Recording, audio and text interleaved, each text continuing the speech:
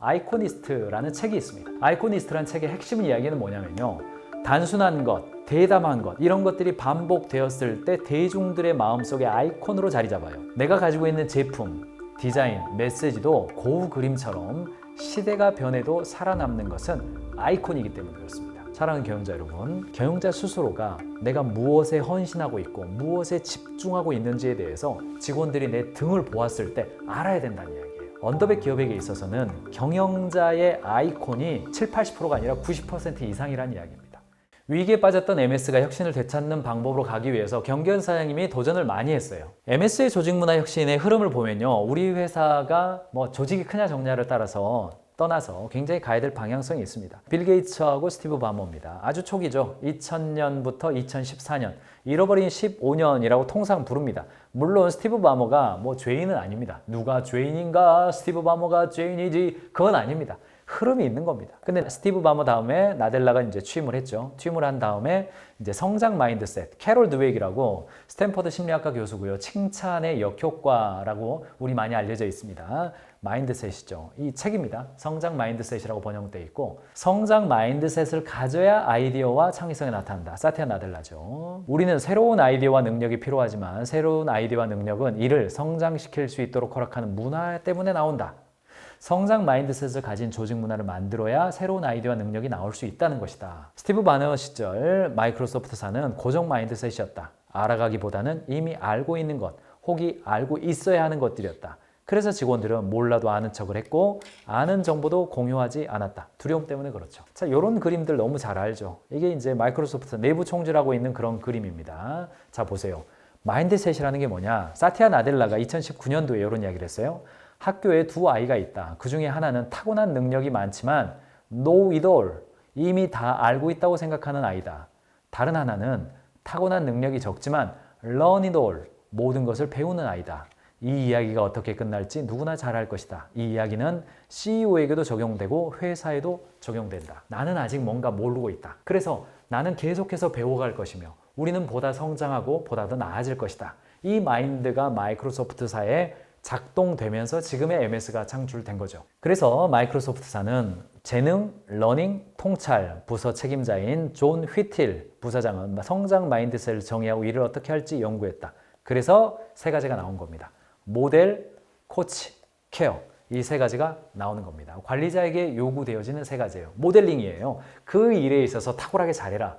두 번째, 직원들을 코칭해 주어라. 마지막 세 번째, 직원들의 상태를 관찰해서 케어해 주어라. 리더의 세 가지 원칙이다. 관리자는 직원들의 롤 모델이 돼야 된다. 직원들이 스스로 문제를 해결하고 실패를 극복하는 성장 마인드셋을 갖출 수 있도록 관리자가 모범이 돼야 된다.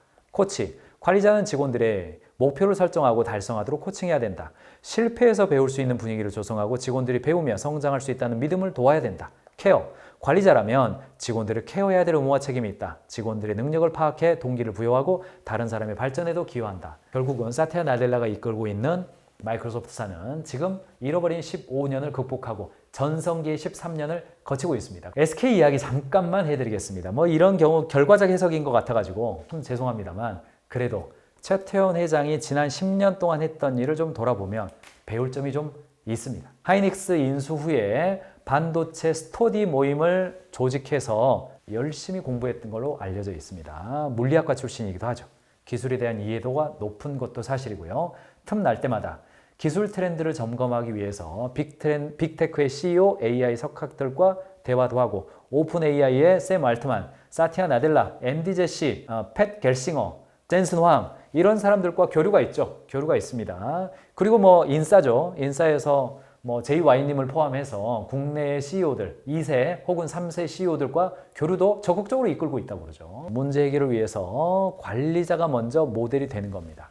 루키 스마트를 갖는 거죠. 내가 무엇에 관심이 있고 무엇을 배워가고 있으며 어떤 영역에 계속해서 스터디하고 있다는 것을 보여주는 겁니다. 자연스럽게 임직원들이 나도 알아야겠네 이렇게 생각할 수밖에 없는 겁니다. 2023년 10월 프랑스 파리 한 호텔에서 열린 2023년 CEO 세미나에서 폐막 연설을 하죠. 무슨 이야기예요? 확실히 빠르게 변화하지 않으면 생존할 수 없다. SKMS 정립의 의, 여기에 일하는 방식입니다. 경영 철학, 의 직접 발표하죠. 철학적인 면에 워크웨이와 관련돼서 직접 발표해요. 자, 신입사원들 만나가지고 신입사원들 선대회장 최태원 이제 최선대 회장이죠. 이름 얼른 생각납니다. 행복 토크 직원들과 직접 대화하죠. 최태원 회장, 선대 회장이 했던 회장과의 시간이 있습니다. 신입사원들과 선대 회장 때부터 했다고 그래요.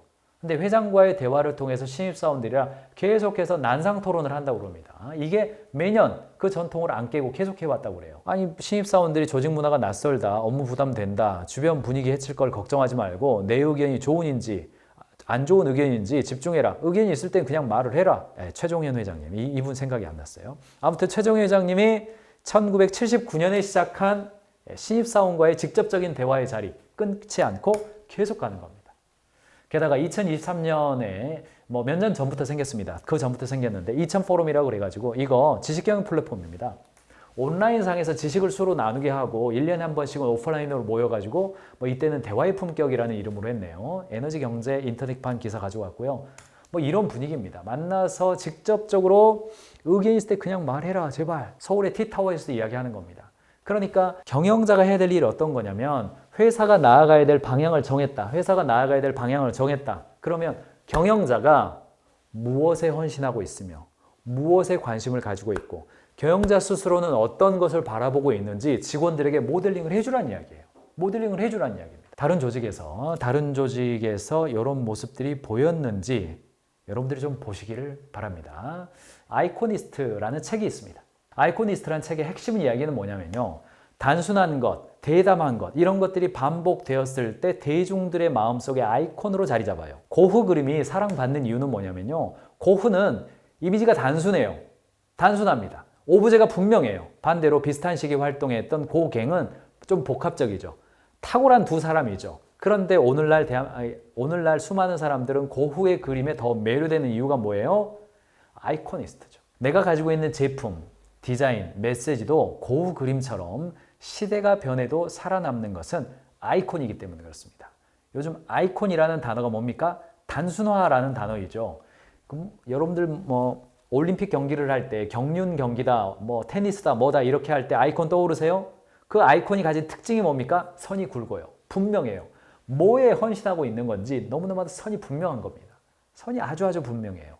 결론은 뭡니까? 사랑하는 경영자 여러분, 경영자 스스로가 내가 무엇에 헌신하고 있고 무엇에 집중하고 있는지에 대해서 직원들이 내 등을 보았을 때 알아야 된다는 이야기예요. 언더백 기업에게 있어서는 경영자의 아이콘이 7, 80%가 아니라 90% 이상이라는 이야기입니다.